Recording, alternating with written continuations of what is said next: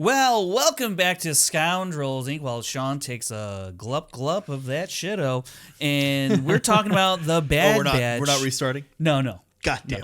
We've already started. We always talk about restarting. We're not restarting. And once again on the show we have Garrett from Scum and Villainy podcast. He's already feels like part of the crew. He knows the part of the ship, part of the crew. Exactly. Yeah. That's my favorite Harry Potter quote. I think it's Pirates of the Caribbean. It is. Yeah. Well, we're talking about episode 13, 14, Tipping Point. It's called Tipping Point. Chapter 20. Chapter 20.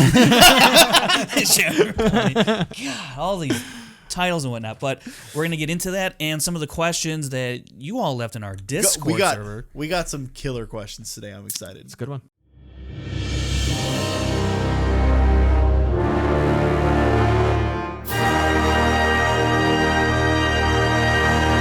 Yeah. All right. So, Bad Batch. Hey. Sean, how did you like it? You know what? I like Gozanti cruisers. Yeah. I'm a big sucker for the Gozanti cruiser. I love how not a disproportionate amount of your episodes are just him just jizzing over ships and armor and weapons. Believe you me. You're like, the weathering on this ship is. And you're like, hey, Jesus Honestly, Christ. yes, he has. I like the acclimator. I like the greebling on this ship. I was really happy at how this started. No, I thought it was really cool, and not to fucking play into the well, you're the gonna. But you know what? All the different clone armors was really cool. I don't know it. Yeah. I don't remember any of those clones if we've seen them before. Gregor? He's a Rebels. He's also in Bad Batch. Was Gregor there? Gregor's the one that has the chops and has okay. But Fireball. Fireball, I think, was prior in Bad Batch. Okay. So is a lot of the there's another clone that is introduced. He's got kind of the cute haircut. Yeah. He's in season 1. He's Hudson. With, Hudson? Oh God, I have got the name. I'm so dog shit. Starts with an names. H. Like Hudson Hawk. Keep riffing. Anyways, over there. I'll find it. I like this. This was cool. I mean, again, the fucking commando armor is cool. Good, You know what? Hauser. Garrett Hauser. Oh, I knew it was an H. Yes. I don't know who Hudson is, but Hudson Hawk. Yeah. That's what I was. Yeah, I don't know. I thought it was a pretty good episode. I was saying literally before we started the Mando episode how I think bang for your buck, this season of Bad Batch has the most good episodes. Hell yeah, brother. It's got 2 filler episodes. I argue it has one filler episode. Is that which one? Entombed. It's the one where they go and they awaken the kaiju monster. It's the only filler episode of the season. Interesting. Yeah. And it wouldn't be a filler if it was repositioned. If it came 2 or so episodes later, it wouldn't be. But I digress. I find that super interesting because I think... Wait, so based on where it's at, it's filler. Yeah, I agree. I agree. Because in later episode on Kashyyyk, Hunter and they have a conversation, and Hunter also has the same conversation a couple episodes later of Omega's not allowed to be a kid, she doesn't understand all of these things. If they would have had that discussion earlier, allowing her to go on this mission, because they just go on the mission for funsies. Yeah. It doesn't make any sense. Yeah. So anyway, this isn't an episode on that. I know. Well, I mean, that's what we're here to talk about all of it.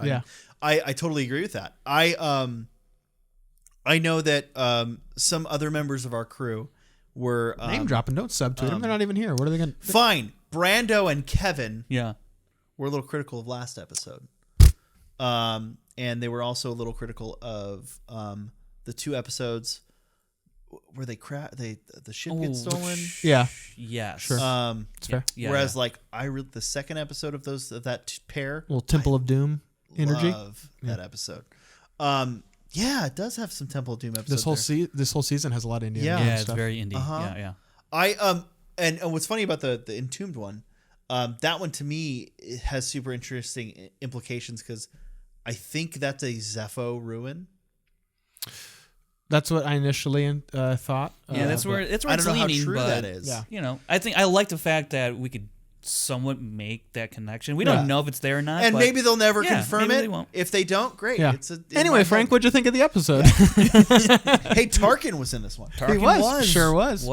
Which is hey, this guy, he would know. Yeah. He would know about all this stuff, right? Yeah, he would. He's basically, I don't know, Palpatine's right-hand man outside of Vader. No, right now it's him. more so than Vader. Okay. All right. Yeah, Palpatine's still a little pissed Well, yeah, I that guess his toy got broken. Vader's more of like his attack dog, I guess. What do you think, Frank?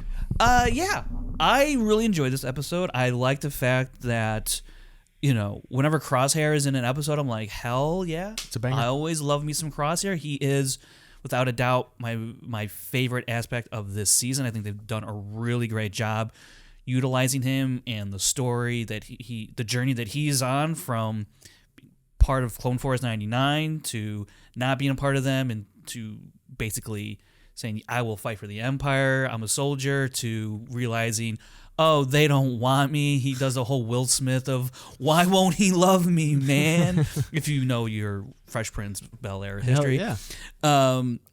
And so now that he's at this point where he's a tipping point, if you will, where now he's being... It's the title of the episode. God, how do they do it? It's like, oh my God, it's so incredible. Now that he's being basically interrogated by Dr. Hemlock, it's been really interesting to see what he was going to give up, if anything. Like, how is he going to fight it off? And I just found it really compelling for his character. And Crosshair, I mean, Tech is my favorite by and large, Really? but Crosshair is... I just love watching his character. I love watching his story. Yeah, we can go around the horn and ask who's our favorite. But yeah, this was, I also continue, like Sean, to be impressed by this show. I also think that this, as far as, like you had mentioned, like the batting average of this It's so good. season, it's so great. Like there's only one episode I don't really like it. It's not even that it's bad. It's just kind of like, it is a little fillery. I think that this show is terrific. I think if people aren't watching The Bad Batch, it's missing. You're like really missing out, because I think it's not just a great backdoor pilot introduction from the Clone Wars. It's not just this weird spinoff of the Ninja Turtles A-Team in space, but I think it is a spiritual successor to the Clone Wars. God damn it, I hate that you've said that now. Oh, you just now noticed that? It's the Ninja Turtles. It is. They are the Ninja Turtles, yeah. But Omega's April, and it's like, Donatello and Tech, and that's the whole thing. I like that this show continues the ideas that George was interested in the Clone Wars from the jump, continues those ideas. I think that this is another excellent episode. I loved last week's episode. I really love this week's episode. So if you watch the Mando episode and you're like, geez, Garrett, for somebody who claims to be a positive guy, was a little negative on Mando, this is your chance, because I fucking love this Here's show. the thing. If you go, I can't watch myself on anything, but if you go back and watch that episode we just did, you're more positive than you think. I think so. I think so too. Yeah. I think so too. Which is always what happens when we do these shows. It's so funny because I was pretty low on Bad Batch before this season started. Gotcha. That, like, I was going to watch it. I liked it well enough, but I wasn't like chomping at the bit, excited for it. And like, you know what? I didn't like the first episode of this season. Oh, which I've totally forgot. The first two, like the first two, basically. Junction? Yeah. I thought, Serrano. Well, they end up on Serrano. Serrano. To give a bit of backstory, my podcast, Scum and Villainy podcast, was the Bad Batch was the first show out of episode 1 of our show. Season we were talking one. about season 1, okay. episode 1. Cool. And so I have like a soft spot in my heart because of this show, and I think to me it represents something that I've loved about doing this podcast, is it forces me to dig deeper into these episodes. Yeah, totally. And I Stay think up to date. Yeah, well, not just that, but like an episode that I'd be like, yeah, whatever about, it forces me to have a conversation about it. And in that, I'm able to find so much more richness and character in these smaller moments, because it's like I have to talk about this 22-minute episode over an hour. Mm-hmm. And I thank my show for that, and the Bad Batch for that as well. I will say to that point, I very much agree with you in terms of thinking about these episodes on a more deeper level, more meaningful level, because I think right around the mid-season finale, or whatever you want to call it, episodes 8 and 9, I think it was. Mm-hmm. After, like, from that episode onward, for whatever reason, like of this season, mm-hmm. It has just really, really clicked with me from week in and week out since then. Yeah. And even when I go back and watch the earlier episodes, I think like episode 3 was with Crosshair and Cody, right? Love that episode. Like, so phenomenal. The solitary clone. The solitary clone. I have such a much deeper appreciation for what the show has been doing. It's good stuff. And what Crosshair's going through. And what Crosshair's going through. And it even actually has heightened my for season 1, where I thought it was fine. I thought it was fine. Yeah. I look at the series completely different, just because I think of now I like it was kind of setting the table in season 1, and season 2 is really digging into the themes of what it means to be a clone, or where the clones go from here. What does it mean for them, in their life afterwards? So I've really enjoyed that aspect and appreciate the first season in a way that I don't think I would have if it weren't for you just watched it coming on and the it show was done. and talking about it, because there are things that I think about prior to the show that I might talk about or I want to talk about a particular episode, and then I come on here and then all of a sudden, because you say something or Brandon, whatever, Kevin said something, then my brain goes in a whole nother direction. Now I'm thinking about something else. I'm like, oh man, that's great. So I think having discussions about Star Wars in general is a great thing, because it allows you to hear other points of view. And I know, and I'm saying this particularly on a Bad Batch episode, just because I know a lot of people don't appreciate the animation Star Wars has done, because it's not live action. They think it's less than or what have you. For kids.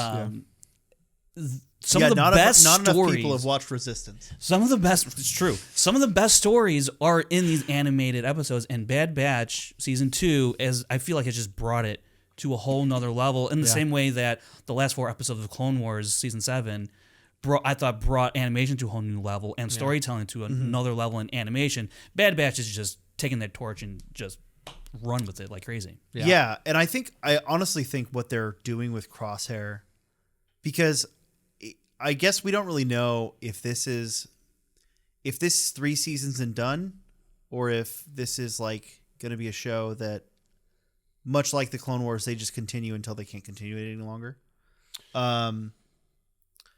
And for me, I'm hoping that it's 3 seasons and done, because I think that they've given the characters a really fitting arc.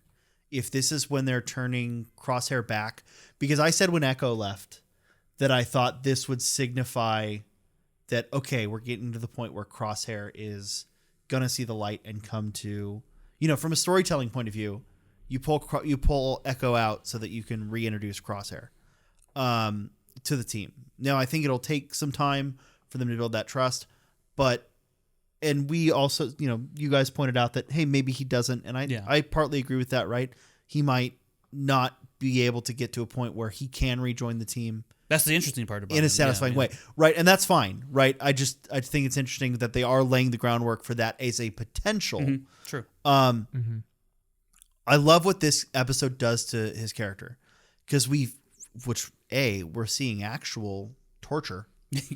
Now, granted, I mean, there was a shot where you see him kind of like twitching in the background while Hemlock's talking to, I think but there's also a shot because we see him laying on the table twice, right? And he's fully strapped down, full like asylum restraints, and with the interrogation droid from A New Hope, And the first time we see it, we don't see what's happening. We see the back of the interrogation droid with Leia, him twitching. Yeah. Oh, yeah. Right? Well, but I mean, the first time in this episode. Right. It's framed from an angle where we don't see what's happening. We just know the interrogation droid's there and Crosshair's on the table. Mm-hmm. The second time we see it, we fucking see that needle jammed way in his neck, and it's way more gruesome. Yeah. Love when they take chances with a children's show like this. Mm-hmm. But here's my question. What's that? Do you think the doctor, whose name I don't know, Dr. Hemlock? So nope. It's like Emery or I'm Emery. Emery. That's it. I'm gonna call her Dr. Tech though, because I'm still convinced she's female Tech. Do you think Dr. Tech wanted him to escape? I don't necessarily. No, I don't think so. No, I think that with Emery's character, and there's not too much more known about them, I think there is like a glimmer of humanity to them, to where I think it's despite being a clone. You mean? You think she's a clone? Well, that's a different conversation. Which question are you asking here, Sean? I think that there's a part of it that is like tactical, as far as like, if we kill him, he's not going to be able to give us any intel. But I also think that there is not just this blind evilness to the character. I think that that's what Hemlock is for. Right. Hemlock is this like Machiavellian, like tied to the train tracks, like mustache twirling. Yeah, it's so great. So I don't think that she occupies that space. I think that she's coming more of it as a mad scientist is still somebody who views the clones as probably just property or, a means kind of like to a an Pershing, end. but more vindictive, I think. A little bit meaner Pershing. I Yeah. think Pershing was somebody who was thrust into this and doesn't really have a chance. And I don't think that she's quite there yet. But I think that she tells Crosshair of like, you're not going to get out of this, man. Like, think about this. I think that she doesn't want him to escape. I think there would have been a clue of something like that. She probably also truly believed he was never going to escape. So, Right. sorry, buddy. Resistance is futile. Yeah, kind of exactly. situation. Yeah, I will say the look on her face the second time he's being tortured, it's a little bit subdued, but there's and again, it's animation, so I could be misinterpreting. Sure. Yeah. But I definitely took a little bit of a shocked horror vibe when they framed her Pershing on the second. Perhaps. I think for myself, if she was to just be another Pershing, I think that's a trope that I'm not as interested in because we've seen that not only with Pershing but also Galen Erso as far as somebody who is in the science world and who kind of had their arm twisted into this. I think it's important nowadays to show that, hey, fascists can just be fascists and they can just be pieces of shit. And I think that although like the Sergeant Dickhead from The Outpost is like like the to the nth degree. Man, I hate that guy. That guy sucks so hard, right? I hated him so like bad. Tarkin seems like Mr. Rogers compared to him. So, but I like the fact that she still might be into this. But Good old Will Huff. I definitely think she's into it, but I also think she's so like. Can you guys stop saying into it? Into it. like it's Into like it. a kink, you know? Yeah. Like Into it. that's the facial animation you were What saying hap- is dude? So yeah. what if it is a kink? It's her kink, man. Don't Yeah, a kink little shame. dominatrix Oh, vibe. man. I Shame can her. into that. Hemlock let her is live her definitely into it. Hemlock is absolutely into it. Yeah, practically way chokes he- Crosshair and everything. I think his own personal kink is the way he talks. I'll tell you the truth. Yeah. Which is creepy as hell. Hemlock. Jimmy Simpson doing a hell of a job with Dr. Hemlock. It's great. Future friend of the show, Jimmy Simpson. Yeah. So, but if she is a clone, Yeah. it would explain a lot. I mean, what else do we need explaining that would come from her being Why a clone? her and Tech have matching glasses? Why she's got a New Zealand accent. Oh, right. Because then by extension, then why is she not an older Omega? I called her that last episode. You should call her female tech. Yeah, but I said she's like an older Omega. She's a female Tech. She's an, Okay. It's like a hyphenated name. You know? Yeah. Okay, so elder Omega, female Tech. Go back and watch the episode. I think if You won't. If don't you? You know what? I think if she was a clone, I think that would be an interesting wrinkle. Seeing somebody who's like using this technology for ill will, I think that could be fascinating. Having like somebody damning others to like her similar predicament. I don't know. Not necessary for me. It could be. What if she's a interesting, clone and doesn't know it? Well, Kinda also, like, there's a level of like Kind of like a replica, you though. A know? little Blade Runner situation. Yeah, like a replica. Yeah, there's a little bit of that. There's a level That'd of like be if she interesting. is a clone and in this situation, because like this is a top secret, like top. Are you Yeah. have you read the original Thrawn trilogy? I have not. Okay, Yeah. but you're aware this location shows up. Yes. This isn't a Thrawn episode. I'll just say blanket. I'm not as encouraged. You're not a to Thrawn fan. I am actively not a Thrawn fan. Cool. So the books are not as something that I'm interested in reading. Can I personally. say while I like Thrawn, I think Thrawn is to call back to something you guys didn't see because it wasn't on camera. I think Thrawn is a lot like The Shining. Okay. It's great. Oh, you think he's overhyped? It's a little overhyped. You think it's overhyped? Okay. I thought you meant like he had the shining like power. I thought you were going to say I like it, but the book is better. But, like, Yeah, you know what? Hold on. I will say that's how I feel about the new Thrawn trilogy. not the old Zahn stuff. The old, yeah. well, the new stuff's also Zahn. The old Zahn stuff. Just yeah. pales and Anyways, Yeah. My point His is whole shtick is not my fave. Of Yeah. being like, that was actually my plan all along. You fell right in my trap, and then just doing that every single But time. Rebels is your favorite show. Rebels is my favorite Star Wars show, Okay, but that's okay. just his whole thing. Is just being like, actually, that was on purpose. I meant for you to do that. It's just like, get a new joke, dude. Like, you know what? come I on. just like that he's an art nerd. Yeah, he's just a huge nerd. He's also ripped. You see those Yeah. guns on Yeah, there? I appreciate that he's an art nerd and likes lizards. No, where the fuck did we go? Anyways, She's not a clone, anyways. yeah, but I don't think she's. Look. You asked if I had say read the all book. this to say I still don't think she's a clone. But what No, if? I think she's a. We'll I spend want- 10 minutes. Let me say, I want again, I believe in speculating responsibly. Yeah. That's why I have it as a tramp stamp on my back. Shout out Force Center one time. I can't show it because of YouTube's guidelines, but just know it's there. Well, they're only guidelines. Yeah. It's like bumpers, We're not monetized. Anyways, shout out Force Center. But I think it'd be cool if she was if we find out there's a like that whatever's going on in this facility, like this is where all the cloning experiments are that are. Yeah, it's interesting that you go to Thrawn first and not Palpatine. Like that's not your. Well, because its function in the original Thrawn trilogy is as the with bigger Luke in the hand. Yeah, I know about where all that. bigger Luke in the hand comes in, right? And Boy, it's the top secret cloning. It's the same, Yeah. I got really distracted by the skeleton for a minute. Yeah, there's a skeleton back there. That's Brandon. You guys have seen Actually, him. it is. Yeah, it is. You guys have seen him on the show. You've seen the. But I don't know. Yeah, no. I'm curious to see what's going to happen with Tantus in the next 2 episodes as the season finale is next week. I don't feel like we're going to learn exactly. That's not the end of Tantus. Is my point. Oh yeah, that's not the end of Tantus. But I'm curious to see how it's going to play a part and what Crosshair ends up doing, and will Cody show back up again? We haven't seen him. Mm-hmm. I think we'll see Rex and Echo. Was Rex in this episode? Yeah. I thought he was in the background a little bit. I thought he was in the beginning, but then he kind of fades away. Yeah, it's more Echo takes the. I guess they probably couldn't get the voice actor for the whole episode. Probably, yeah, he's probably booked solid.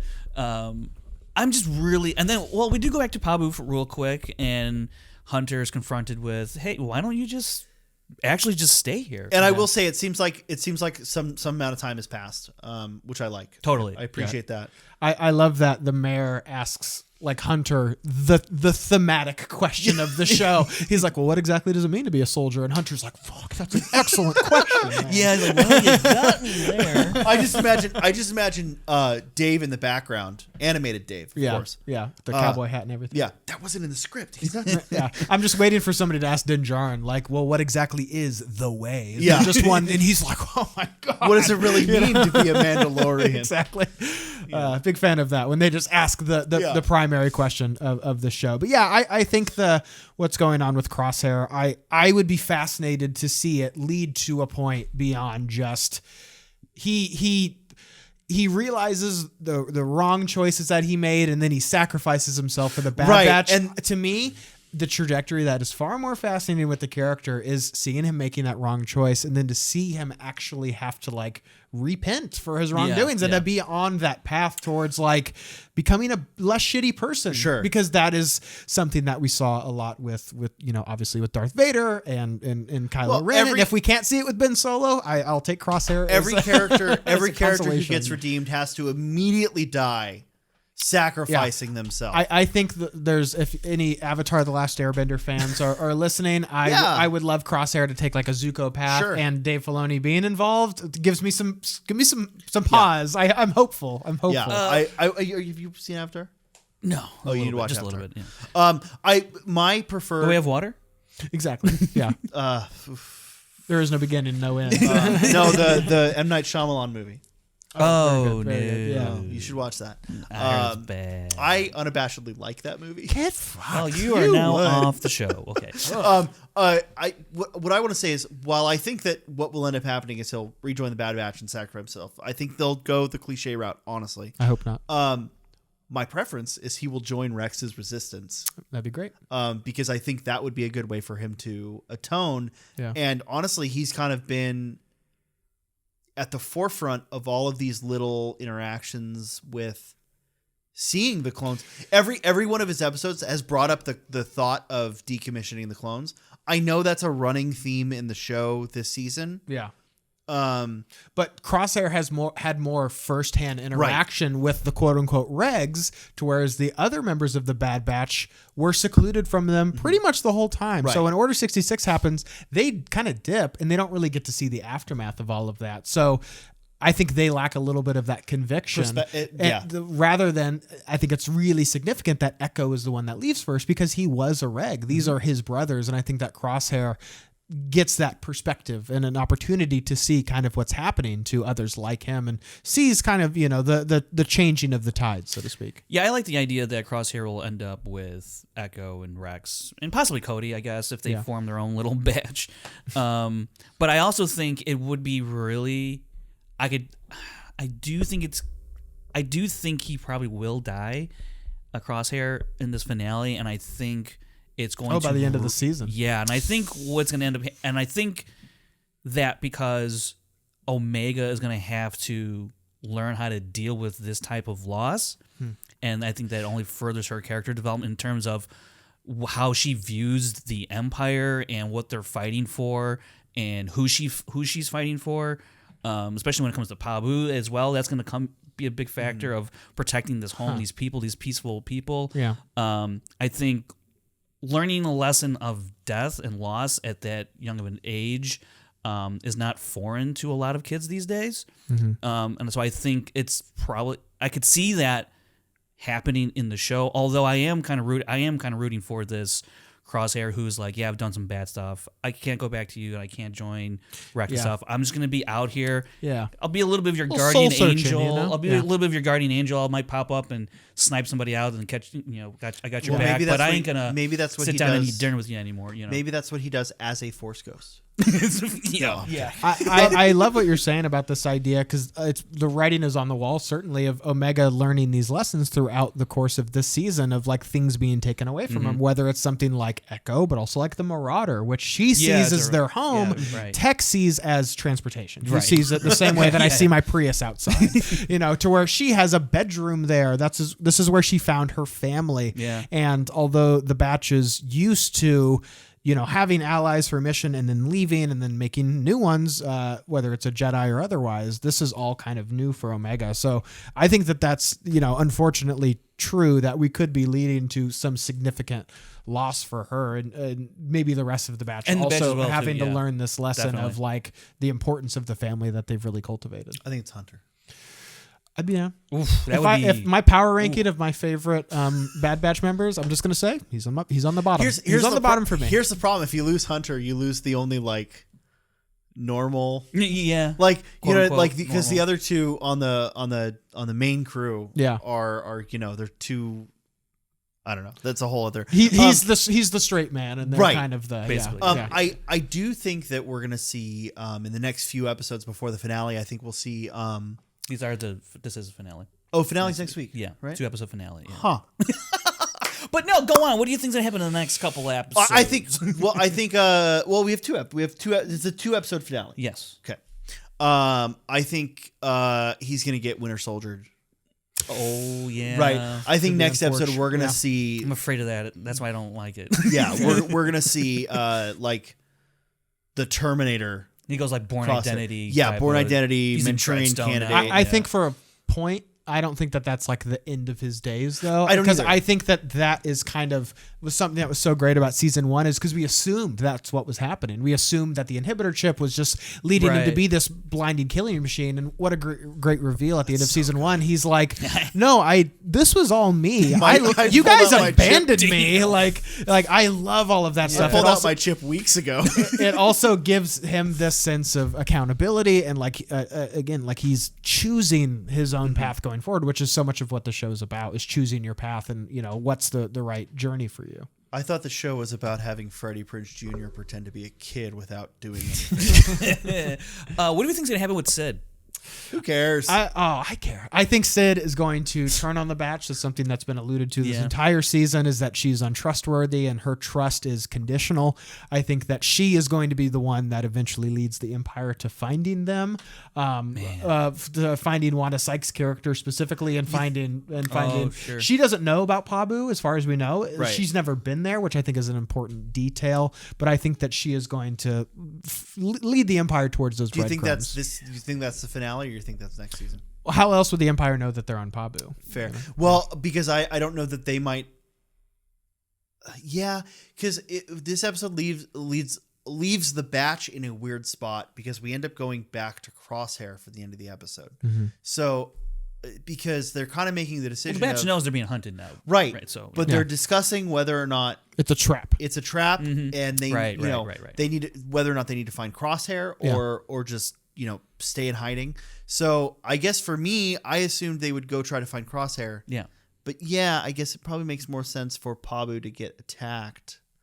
I just don't want to see that happen. I don't either. It's such a nice place. Yeah. And it's I don't know. It's kind of like Lothal getting attacked again. Just sad. Yeah. I mean, this is what the Empire does. Sure. Yeah.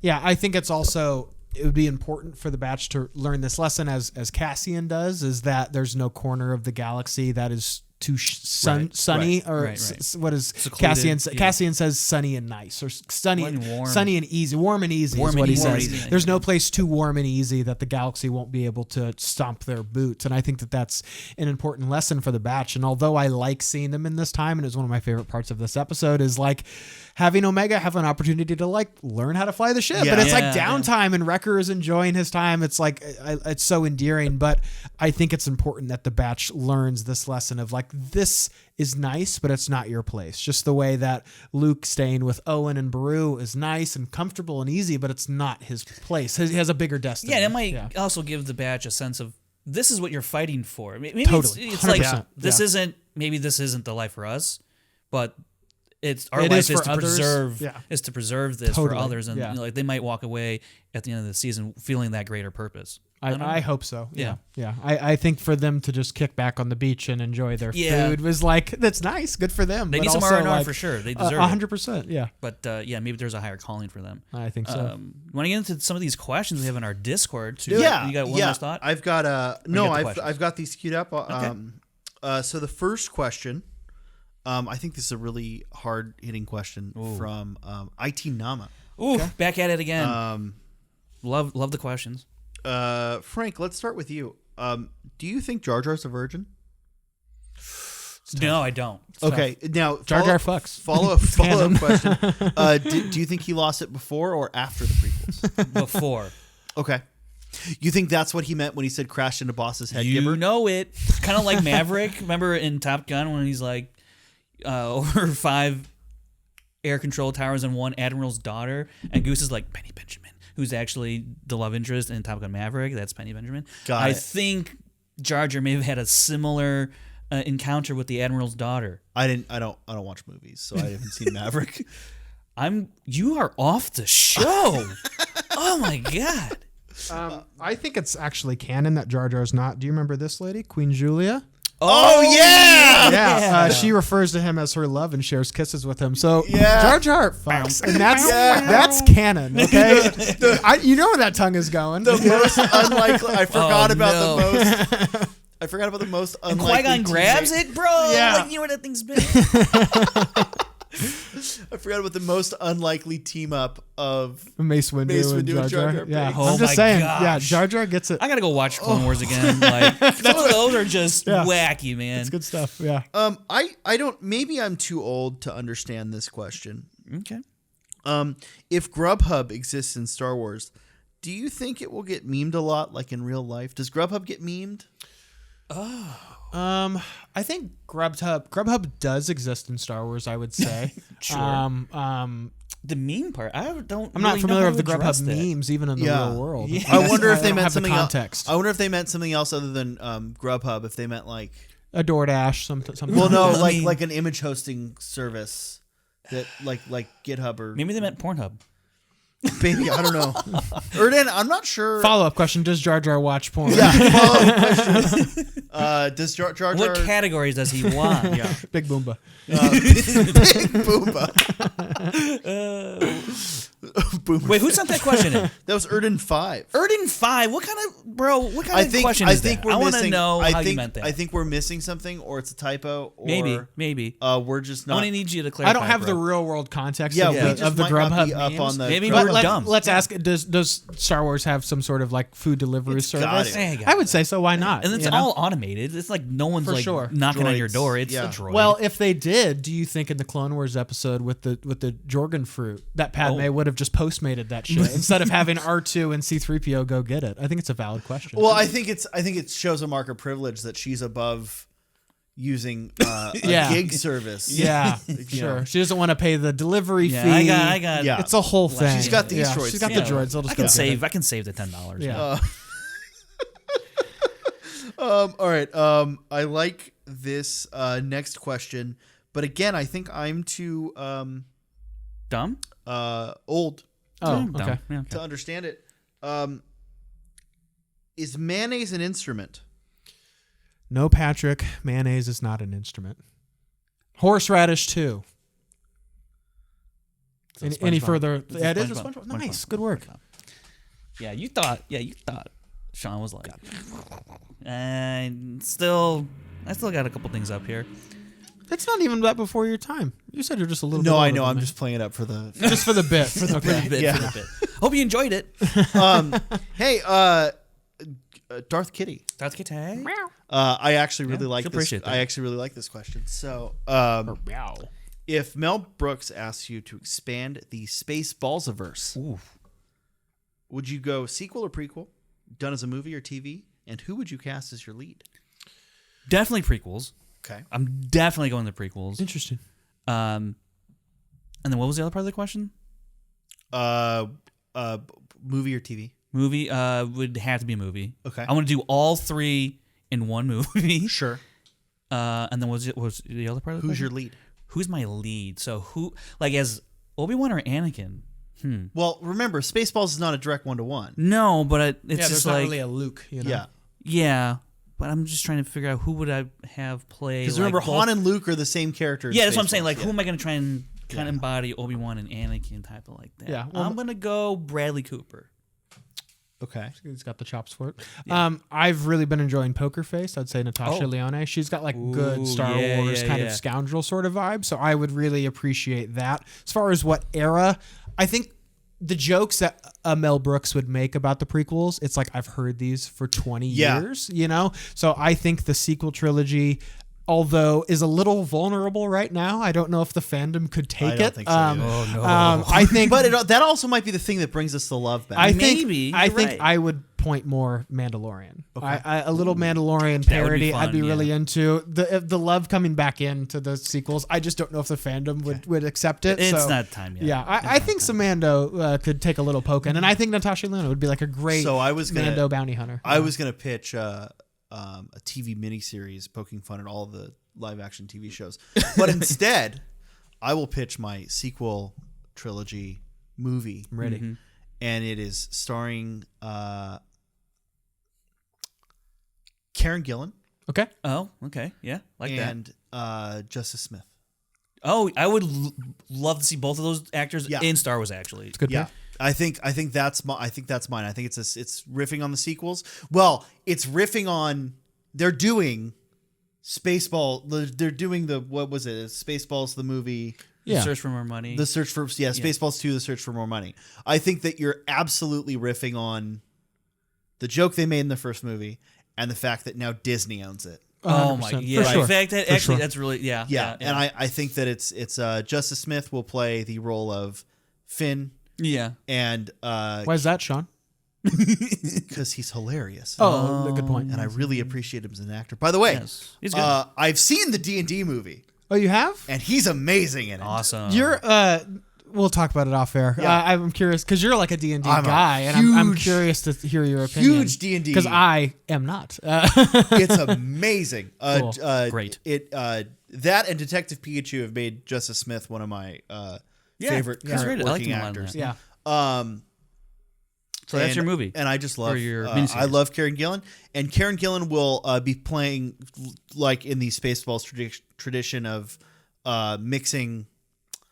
Ray and Jen and Well, no, and 'cause- Kira. 'cause it- and Kira. I mean, I'm being Oh, serious. yeah, like the yeah. brunette British The, white lead. I'd be into But that. the original, Honestly, yeah, it's pretty good. but the original Spaceballs mixes Han and Luke, so this one will mix Ray and Finn or Ray and Poe, Ooh, and it'll be played by Karen interesting. Gillan. I'd be into that. Yeah. Okay. Very nice. What we don't have to do a whole thing, but do you like Spaceballs? As a Star Wars fan, do you like Spaceballs? I like it less and less as I get older. Agreed. Personally, Same. I loved it as a kid. I can't remember the one time I watched it. Oh, really? I've only seen it once. I mean, I remember Pizza the Hut and like, oh, that's pretty Was funny. it- Dark Helmet, like. There's some funny stuff in there, I remember, but I don't know how I would react to it today, honestly. Yeah, it's not my favorite Star Wars parody. I really liked it when I was a kid, but it doesn't quite stick with me. Yeah, It's just not very I know funny. we're big Family Guy. Family Guy, Robot Chicken Chicken might be hard to top just because of Yeah. the generation I grew up in. Yeah. But I understand that Spaceballs is big for another generation, Yeah. for sure. I think I like. I'm not a big parody guy to begin with. Yeah. Personally, it feels almost like low hanging fruit to me sometimes. For sure. There's some exceptions to that. I think Spaceballs is an I exception. mean, sometimes you got to eat that low-hanging fruit, man, which Spaceball, does. Yeah. Good point, Frank. Sometimes you got to eat it. I always joke that the shot of the iron coming down in Last Jedi. Last Jedi reminds me of it a makes great me joke. think of a It's like one of the Spaceballs. best sight But sight it gags. feels like a Spaceballs shot to me, right? Oh yeah, for sure. So I don't know. I like it. I think more for me. I like that more than the Robot Chicken stuff or the Okay. Family Guy stuff. Yeah. But yeah, I think Family Guy, to me, the jokes are less low hanging for me. Yeah. To where there's things in it that I'm like, this is by somebody who loves this thing and knows it like the back of their hand. And there's moments in it that are like ingrained into my head, like when Peter's like bum bum bum bum bum bum bum bum, he's like singing the song when they're fighting the ties. It's like stuff like that is when I rewatch the movie. It's Blue like Harvest stuck in and my I will head. say- so good. The I other will ones say are, some of the some of the jokes in Spaceballs have not aged well. Like I love the comb the desert Great joke, classic. and then it goes to the two black stormtroopers and they have a pick. Like Sure. that hasn't aged well, Yeah, but it's it's a level of Mel Brooks humor that I feel like is missing today. Sure. Well, they just made the History of the World Part 2 on Hulu. Did you watch it? No, I wasn't sure I've it was seen released some yet. of it. Yeah, it's literally out. I've So seen some of it. you're It's like pretty Mel funny. Brooks is really missing it. They just made a new thing, and you didn't watch it. I Man, didn't You're know part it of the was problem, out. Sean. I didn't know it was out yet. I've seen a couple episodes, and it's pretty funny. Yeah. I've actually enjoyed the few episodes I've seen of it. I'm a young Frankenstein guy myself. Yeah, Yeah. That is a much better parody of it. The thing that it's Agreed. parodying than Oh, sure. Spaceballs. that's a good. Blazing Saddles too. Yeah. I've never seen Blazing Saddles, good. and I feel like if I watch it now, it's too late. Oh, I mean, For reasons. different conversation. Yeah. yeah. Yeah. Anyway, But- what else you got? What other questions? No, you that's got? it. I That's think it unless for you've got the- one hiding. No, I don't. But I did want to ask you, and you already, and I'll actually want to probably want to talk more to Garrett about this. Cool, I'll be over here. Yeah. About the whole Damon Lindelof stuff. Oh, that right, yeah. happened. Yeah. See, Sean's like, I don't give a crap. Look, I here's my 2 cents. I love Lost. Okay, thank you. I wish he was doing a Star Wars movie. Yeah, true. Yeah, Damon Lindelof and his writing partner, I was really excited, Justin Britt Gibson, I was really excited to see the insights that they would bring to Star Wars. I adored Watchmen. I thought it was incredible. And I was so fascinated by their take on what Star Wars would be. I think my take, and it's the same thing that is happening with like Patty Jenkins, it's just like both of these projects are featuring creators who are relatively high profile, well into the creative process, that I just can't help but wonder. I'm like, what is happening to make them leave this project? And I'm not patiently awaiting or eagerly awaiting and impatiently waiting for the next Star Wars movie to come out. When it comes out, it comes out. I'll buy my ticket. I'll be there. I think I'm curious as to why a lot of these filmmakers are feeling pushed out by this, and I would hate for it to result in something that I think Marvel is guilty of at some points, of bringing in these smaller independent filmmakers and feeling like their vision is kind of null and void, and Marvel, Yeah, it feels just- like a Marvel yeah. movie. It doesn't feel like a fill in the blank movie. Just You great. know? I gotcha. Yeah. Exactly. So I would hate for that to happen in Star Wars, because I think that vision is important in Star Wars, and I want to see a filmmaker's take on that. But we'll see when we see. I think from right now, if a Star Wars thing is announced, I'll believe it when I see it. I think I'm filled with a bit of condolences in the sense that Lucasfilm didn't announce that this movie was happening. This was like a trade reporting thing. This is all, it was like a THR Variety sort of situation. So if Kathleen Kennedy came out at Star Wars Celebration and was like, hey, new movie coming out, it's Taika Waititi's thing, and then in a month later it got fucking canceled. Her and Damon Lindelof come out on stage together Yeah. and they're like, here's my movie. Yeah, you and know. then it gets canceled a month later. I think I'm a little bit more burnt by that rather than scoops. I will say, again, like I can't be that bent out of shape over something that was not officially announced by Lucasfilm. Yeah, they did not put this out there. Yeah. Yes, there was the quote a couple weeks ago from Damon Lindelof about maybe I shouldn't be the cook, I should be the one eating. Not great for, then the week later, then the report from Jeff Snyder is from the Above the Line is talking about, well, he is now out along with his writing partner, but that doesn't mean the movie's actually dead because they still have a director. They just have new writers coming in apparently for this project. So I guess it's still isn't that unheard on of track. in Hollywood. Yeah. Right. Well, but it's only different because A, it's Star Wars, B, it's Damon Lindelof, who does some really incredible stuff. Who can do no wrong. Yeah. Right. So, and not to mention, Star Wars is under a microscope of scrutiny from a large swath of people in terms of all these creators come in and out, as you were talking about, come in and out. Now, here's another one. Well, I mean, like, yes, but if this happened like 20 years ago, 25 years ago, we probably don't even... We wouldn't know about it. We wouldn't know, and it's just like... We would only find out like 15 years later in some documentary or in a book of like, hey, did you know Damon Lindelof and blah, blah, blah wrote 20 pages of the script and they came to creative differences and now blah, blah, blah directed it and they made $1 billion. And it's like, okay, so I can't get that bent out of a shape of something that hasn't been officially announced. I'm very curious what they're going to do at Celebration now. Because it was the rumor that we would hear what the next movie was. I have a theory. I have a theory that things were not as far along on either project as we thought. Reportedly, Damon Lindelof submitted the script. Sure, but I don't. I think that's something that I'm not at. You guys are a lot more familiar with the actual movie space than I am. Sure. I know that I've kind of charlataned around it for my going on like movie shows, whatever. Like, look, man, I don't. Yeah. I don't know. Sean's having imposter syndrome on air. Well, I've come out and said a lot like, hey, you know what I do. But for me, I know like my development process when I'm working on something. Yeah. Sometimes you talk to people and start like, hey, let's start X project and whatever. And then you find out the creative vision isn't right. Sure. Well, the correct thing to do at that point is to move on. Right. Sure. And honestly, with that said, we should applaud Damon Lindelof for recognizing, because he says in that quote, like, if it's not perfect, then maybe it's not worth making. Right. And like, I'm reading that as his own standard, right? So it wasn't up to his standard. Mm-hmm. It seems like, I don't know, it could be more of a studio thing. But if he's like, it's not perfect, I can't. I don't feel like I can deliver what Lucasfilm is asking me to deliver. Right. Therefore, I'm going to have to bow out because I just, and that is a kind of a creative difference on a level, but also recognizing I'm probably just not the guy for this job. Also, I think I like it better being a fan than being a creator, which is like, I've thought about that. I was like, what if I was creating Star Wars? How would I view it? And I actually kind of, no thanks. I have a weird kind of correlation inside because I was a fan of the Schmodown. What's that? Before it was long ago in a LA far, far away. Was a movie trivia competition that ran for like nearly a decade. But I was a fan of it before I started working for it. And then once you work for it, see how the sausage is there's made a different, you have a different type of connection to it, a different type of feel. Sure. And maybe he felt like, I want to keep my fandom this way.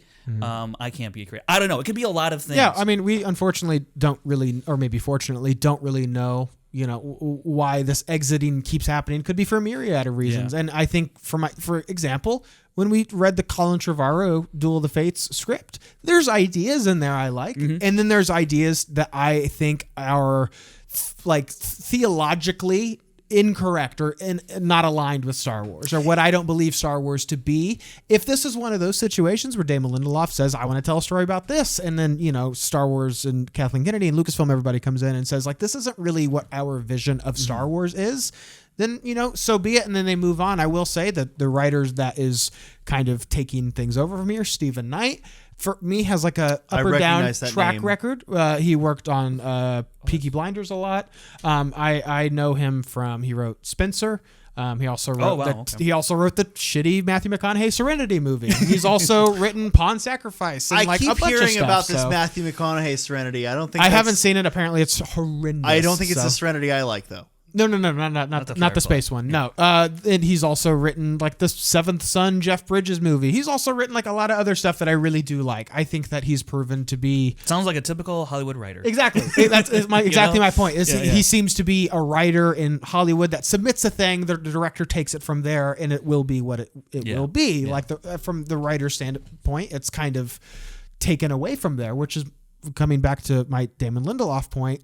Again, I'm so interested that it got to this point, right? That he turned into the script. You think he would be like, I'm done. Like, I submitted my homework assignment. You can grade it. And I just think it's fascinating that it got to this point to where, again, reportedly he turned it in, and then now he's like, I'm out. Like, I'm was he supposed to be an executive producer on this movie as well? Perhaps. And like that would play a part too. Could be. Like, okay, well, you don't like my script, and I'm supposed to be a producer. I can't do that with someone else's script. Yeah. So I don't know. I'm not, it is like, it would have been cool to have a Damon Lindelof project in the Star Wars universe, but it was never officially announced. So I'm like, okay, I'll just wait till April, whatever, and see what they say. Yeah. Stephen Knight, his most successful thing he's done is definitely Who Wants to Be a Millionaire. I saw that. The show was always written. Yeah, I'm gonna give least successful to Seventh Son. Yeah, the Jeff Bridges thing. Yeah, oof. Yeah, tough. Hey. Yeah, hit or miss. I think I'm definitely curious to see his perspective on Star Wars, as I will be with any filmmaker. Even though Love and Thunder didn't super work for me, there's a lot of stuff that Taika has that really does work for me. So I guess we'll see. I think my larger point to all of this stuff, the Patty Jenkins stuff, the Damon Lindelof stuff, is like, when I see a trailer, then we can talk about it. Because up to this point now, it's just speculation. He said, she said. So, or at least a poster, something more than just, hey, so and so's working on a movie. Yeah. Because how many times have we heard about across various different mediums, X movies in development, or so and so shopping this script, or whatever. Like there was we're talking about D&D a minute ago. There's been a Magic the Gathering series at Netflix for fucking 5 years. Yeah. Guess what? I think it was secretly dropped, and they're just not saying it. Yeah. There's a lot of things that just get kicked around. Yeah. You just don't hear about it, but because this is Star Wars, higher profile, it's suddenly news. It's not because it gets clicks. It's Marvel, Star Wars, DC, whatever. That stuff drives clicks on the internet. So it's like, of course, we're gonna run with any morsel of information or speculation. Yeah. Do you anticipate that we're going to get an update at Celebration? That we're gonna hear the next movie? No. That it'll be Taika or otherwise, or do you think that they're a little gun shy right now? I think they're gun shy, and I think that was part of where my head's at when I heard this originally, was like, I don't think they're in a rush. Before this was announced, I had thought, I think they'll start to announce some movies at Celebration. But because this happened, and Celebration's in what, 2 weeks, 3 weeks? It's coming up. Like 2 weeks. It's like mid-April, I think. Yeah, April 15th, something like that. It's almost Celebration time. I'm sorry, they're not going to fucking suddenly announce.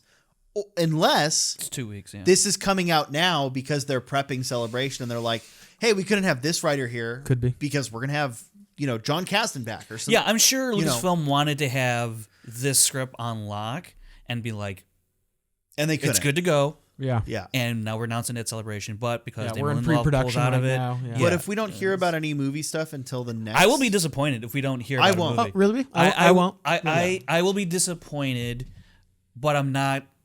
But at the same time, I would be like, okay, they're not just going to throw anything out there like they did with the Patty Jenkins and stuff, or Taika. Yeah. And okay, I can appreciate that. I will be bummed that you've had how long and you're not ready to announce a film. Here's the thing. Like, I'm having a great time with the TV shows, and I'm going to, but I want to watch a Star Wars movie in the theater. I crave it. Put Mandalorian in the theater. I just want to go back to the theater and watch something Star Wars. Man. Go May 4th, El Capitan. They're doing the original trilogy. Oh, is it? They're doing the whole trilogy? I did. It's the week before May 4th because some Marvel or some Disney thing is taking up the space. But I had a chance to go last year, and it scratched that itch. I saw all three in theaters, and it was my first time seeing the OT in theaters. And I was anticipating seeing Return of the Jedi come out in theater. To circle back, it scratched that itch of like, oh man, I missed this. You know, That's when you hear like that's what I'm saying. Like you go there and you're like, you oh, know, I want more of this, and it's Yeah. like, Yeah. sorry. yeah, I was gonna say, I don't need more movies, right? Oh, I'm okay. not like, do I want them? Sure. Like, am I gonna go see them opening day? Are we the Scoundrels gonna go see them opening day? Absolutely, right? Yeah. But I don't need that. I much prefer, if I have a choice between the big screen or the small screen, I prefer the small screen. no way. I would, Yeah. honestly, I want to pose this question to the audience as well. If you had to decide whether or not Star Wars would live forever in TV land or movie land exclusively, but they're both exclusive. Oh, exclusively? Hold on, but we get Exclusively. to Shit. keep everything that exists. Everything that exists, Okay. but from here on out, they're deciding we're only TV now, or they're going to decide we're only movies now. Everything else exists. Oh, Sean, when yeah, you going? TV. I would say TV too. Man, I would but go movie. I value the movies. Like I look forward to them more. My hype is bigger. I for value a them new as big movie. events, and that's why like I don't need I just don't want my Star Wars shows to come out once every 3-4 years. Like, now I got 2 episodes of Star Wars TV, and then we got more on the way. You know, I don't need the Marvel treatment for Star Wars movies, and I don't think that's what they want to do anyways. Yeah. But I feel like if they Wait, what treatment are you talking about? like we're getting fucking 4 Star Wars movies a year. I don't want that. Oh no, I don't want that either. I don't think and you do. And I don't think you do. Lucasfilm's not going to put out. I don't 4 a want year. I don't want one a year. I think right? they might do one every other year. Yeah. Well, I think Probably 2 years. You know, if you do a but yeah. But I much if I had to pick, yeah. if like as far as celebrations coming up, here's what I want to hear about. I want to hear more exciting stuff about upcoming TV stuff, more Ahsoka, more Skeleton Crew. We'll get that. the acolyte. The Acolyte, I want to hear. I wonder about. if Yeah. we will get stuff on. I that. want them to announce. They're like in principal photography right now. Yeah. I want so, them to announce a new TV series, I'd be down with that. and I want them to start talking about some of these fucking video games that are in development. Well, you're gonna hear about a clip. Yeah. Apparently. As far as celebration stuff, if a movie is not announced, I'm not going to be disappointed. Yeah. I want a movie to be announced when it's like we're shooting in March. Yeah. You know, like sure. if they're that far along on Taika's project, super. they- If they're not, I'm not in a rush. I'll be talking about I'll be clips bummed that- if they don't announce a Star Wars movie, but it ain't gonna ruin my life. I'll just tell you. Like, Yeah, I'm gonna be bummed, but like yeah. at the same time, I was just all right. I think with all the stuff that we're getting, I don't think it's realistic for Celebration to end. And I'm like, you know, Yeah. I'm not satiated. It's like, I think of all the shows that you just named, as well as something like Visions, which I am so stoked Yeah. for.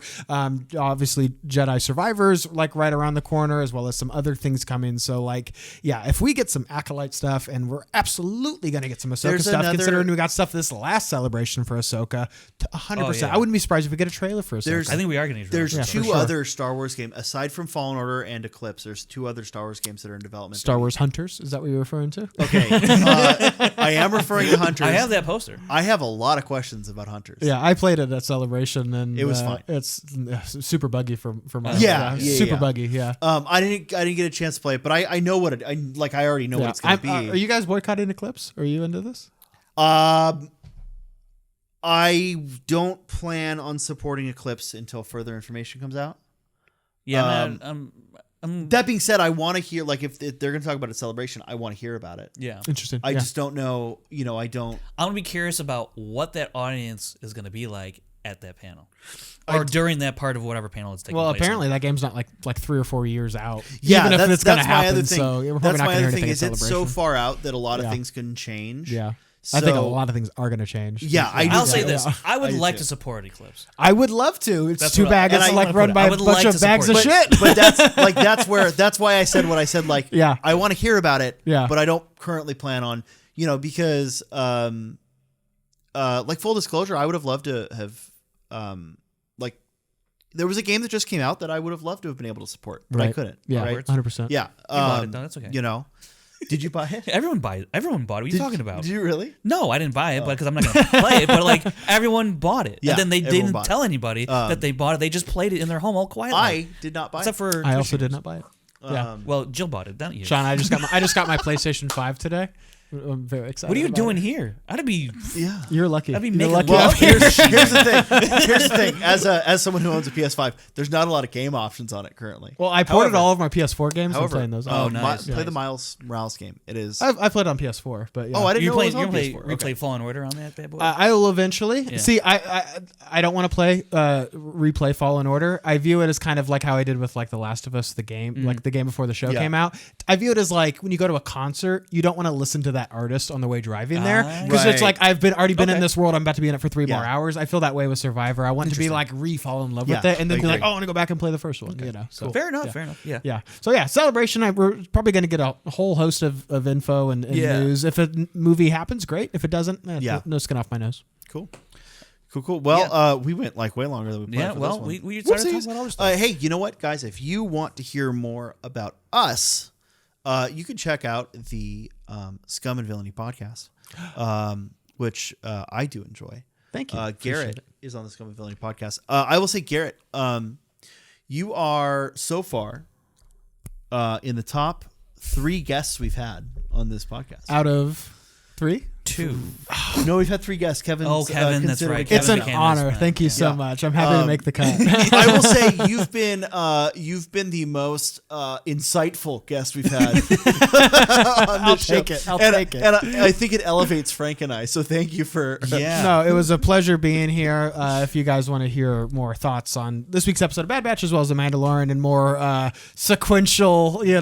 plot by plot point, Scum and Villainy, new episodes every Wednesday normally with the shows coming out. It's generally like a Thursday thing just because of time changes and all that stuff. But yeah, we do news pretty much every week covering Bad Batch and Mandalorian, soon to be just Mandalorian. So yeah, thank you so much for having me, guys. This was a lot of thanks fun. for coming out. Well, Frank surprised me by he told me he didn't told me before today, but he's Yeah. like, by the way, I think I invited Garrett on the podcast. Yeah, we were like at a bar, Yeah, like we were. I was like, yeah, five beers deep, Yeah, and you're like, yeah. "You want to come on the show?" I'm like, I would love to, I was man. like, I was like, I told Garrett to come on the show like weeks ago. Apparently, I should have been more forceful. Garrett, come on the show more often. You're I always would welcome. love to. Okay, great. Yeah. Yeah. Only if Brandon's not here, and you can tell him I said that. Well, good news. He doesn't watch this show. Yeah. Oh, good. So He'll have never no know. idea. He'll never know. All right, folks. We're gonna see you Thursday for our Mando coverage, chapter 21 coming up. What a title that was, right? Boo woo, boo woo woo. All right, we'll see you, folks. Scoundrel. Scoundrel. I like the sound of that.